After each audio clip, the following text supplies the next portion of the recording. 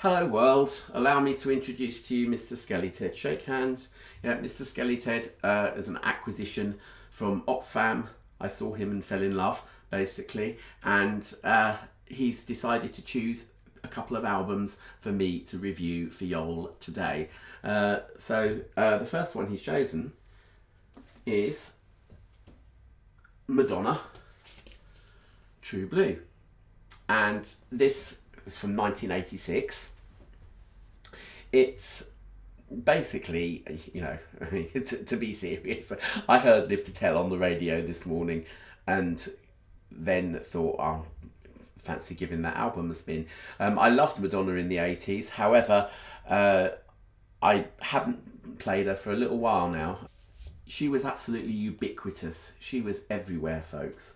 And that will be borne out by the fact that there are so many singles on this album that, for the whole of 1986, she was basically never off the radio. So what have we got here? Papa Don't Preach, that was a single. Live to Tell, that was a single. True Blue was a single. La Isla Bonita was a single. There might have been a few more there, and probably all the others were used as B-sides, although I don't really know very much about that. Now, when you review an album like this, it needs to go into some sort of historical context, particularly even if you're just thinking about the sound quality of it. There are a number of factors that sort of come into play. Factor one is that we had the introduction of digital recording in the 80s. The first CD player came out in 1982, end of 1982, I believe. I think ABBA were using a digital recording studio. Certainly by 1980, they were using a digital recording studio. It was all 16-bit digital recording, which is not the most faithful, and ended up, perhaps giving the all things digital a bad reputation. And nowadays it's actually an awful lot better nowadays, because we use 24-bit recording with like a 96 kilohertz 2496, whereas a 16-bit 44 kilohertz recording, so it was a bit tinny, put it that way. Okay. Not only that, but in terms of the instruments that they chose, basically it was again the idea of actually pre-programming music via MIDI had come out. Now, MIDI is still a general standard today, but again, it was the early 80s, and MIDI had replaced whatever interfacing standard that synthesizers used before then. Can't remember what that was called, but it wasn't particularly reliable. MIDI did it properly and was reliable, and as such, it's still a standard today. But having said that, it was in its infancy, and therefore, we're going to automate everything because we can. Now, I spoke about this at length when I reviewed Terence Trent D'Arby's Introducing the Hardline album a few years ago. So if you want to hear more about that, then go and listen to that video. But suffice it to say that the samples that they would have been using would have again been 16-bit PCM samples, made drum machines sound like biscuit tins, and even if there were live drums on this album, even if they did use a live drummer, the idea would have been to make it sound like a drum machine, just by compressing the hell out of the sound and whatever. The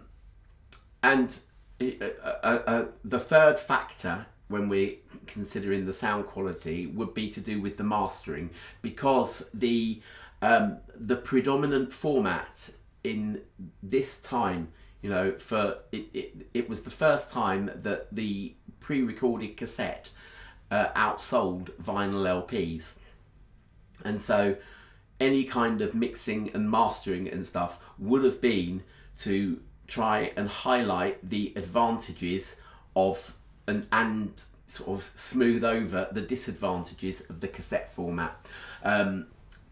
Essentially, cassette recorders, they didn't do bass.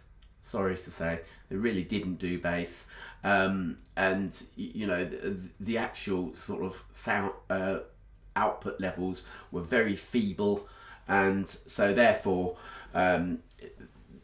it was the extended treble headroom of this. And you know, when you consider the average cassette boombox that these things would have been played on, I mean, I had a Sharp twin, back-to-back twin thing, which, you know, no Dolby noise reduction or anything like that, and so they would have emphasized the treble a little bit, because these things didn't really do proper treble either.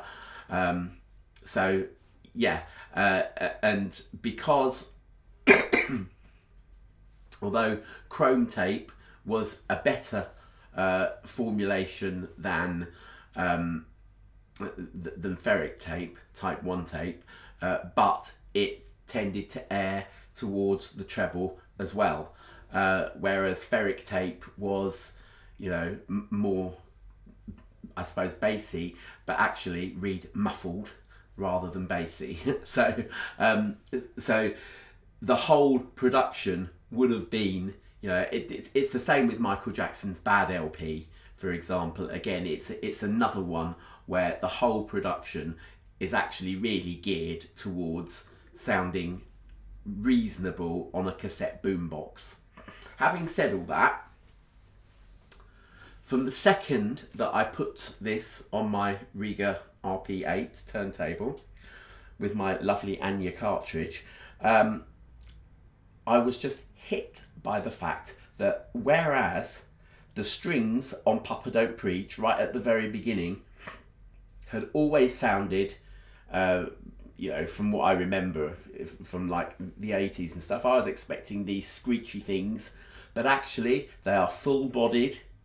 They are actually very kind of civilized and subdued, and actually it actually sounds a really good LP. Actually, it's a really good pressing of the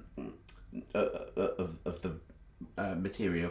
So actually the sound quality isn't all that bad.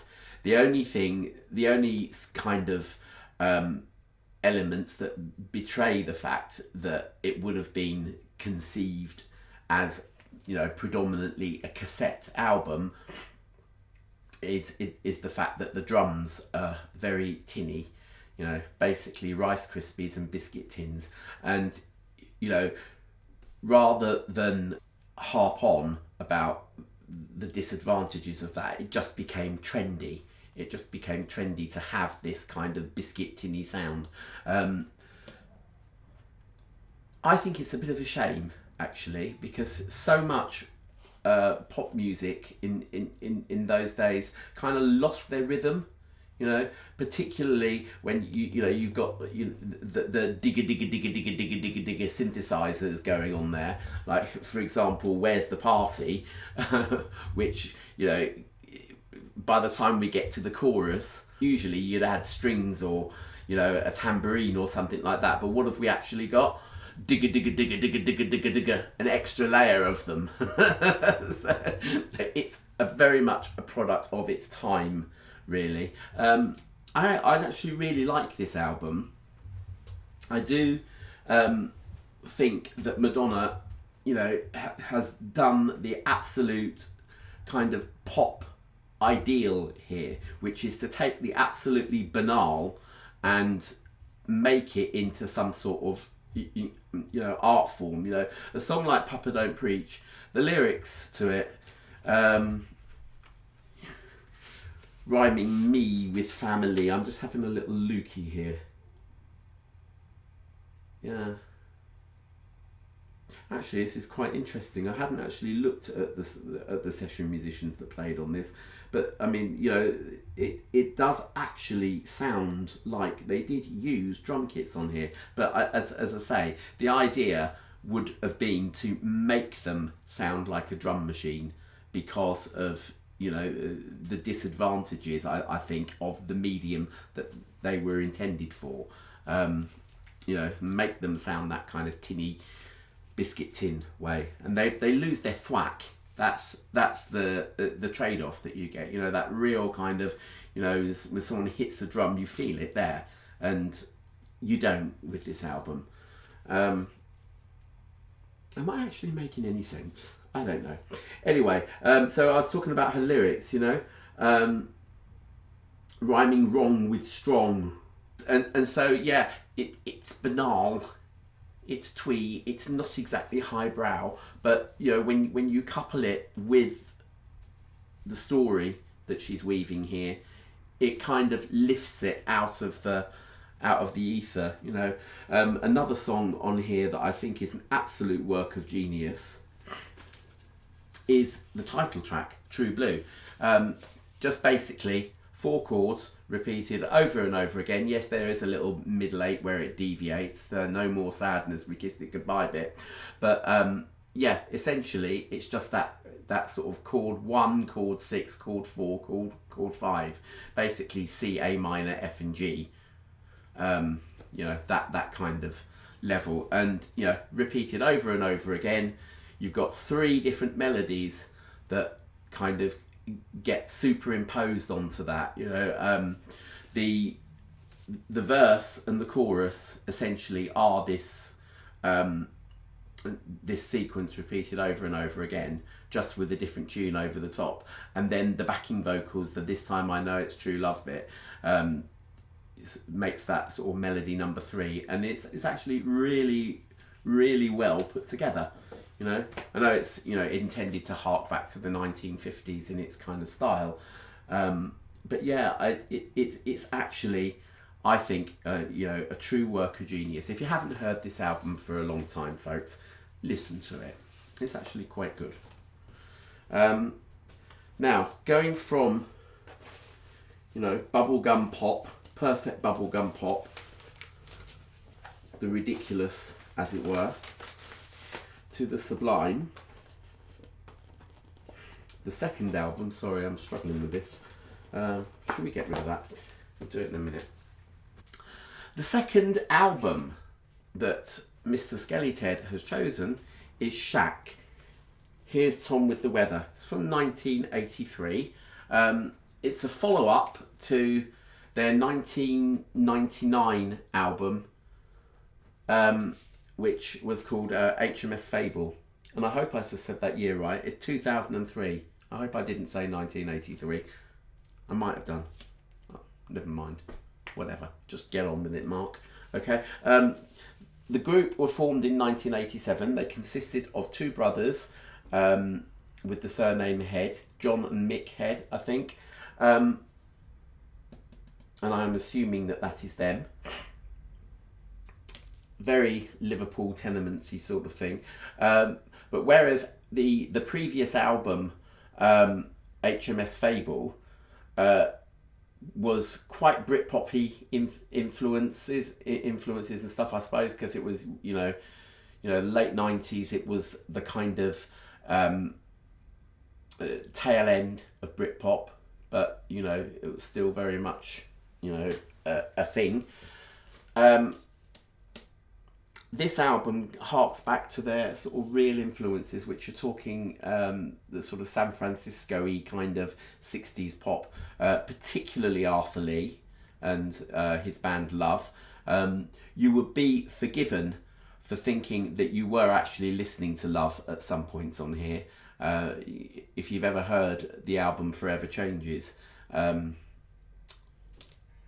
it sounds an awful lot like that, you know, absolutely sumptuous strings and brass sounds and, you know, twingle twangly guitars and stuff, but very, very laid back,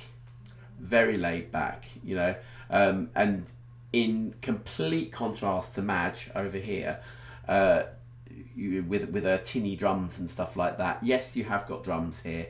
Yes, you do feel them. You do feel the thwack of them, and you know, hear the sticks actually landing on the drum skins, but they're very subdued, very subdued. The whole production value is really, you know, harking back to the 60s. I'll just tell you some standout tracks to listen to. As Long As I've Got You, the opening track. There isn't actually a song on here called Here's Tom with the Weather. They've just obviously invented that from something. But yeah, so the opening track's called As Long As I've Got You. Birds Turn to Stone, that's the pop group The Byrds. Birds Turn to Stone, that's another good one on side one. Miles Apart, brilliant. There's a magical musical moment, which I'll tell you about in a second, at the beginning of side two. It's called Meant to Be. And, you know, while it's all consistently high quality, you know, particularly standout, it ends with a beautiful song called Happy Ever After, which is just lovely. Some might say bordering on the twee, but it is lovely. It's a really nice way to end the album. I think they rhymed emasculated with emancipated or something like that. So, you know, lyrically on this album, we are not talking about, you know, rhyming, you know, me with family, for example. You know, it's a little bit more highbrow than that, lyrical content wise. I think obviously the theme here is childhood and memories, and, you know, your relationship with your brother, basically.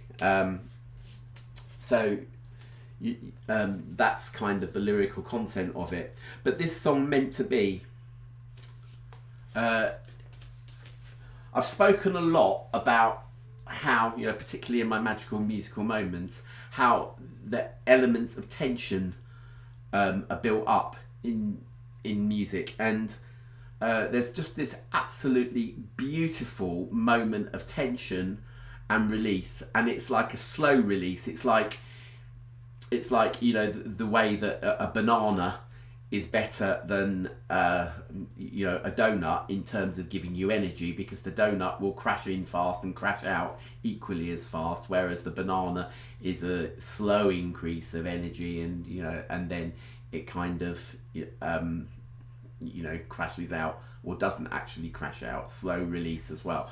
So this is the way of that magical musical moment. Sorry, getting sidetracked there. But what it does, we have this wonderful Arthur Lee-esque brass solo in the middle of it, and as that solo fades, sort of comes to a kind of close, a climactic kind of bit, basically, the rhythm gets faster and faster and more pounding, and then suddenly you're just left with everything kind of stopping for a moment. Yes, you've got the rhythm section sort of still going, you know, but it's just goes very calm.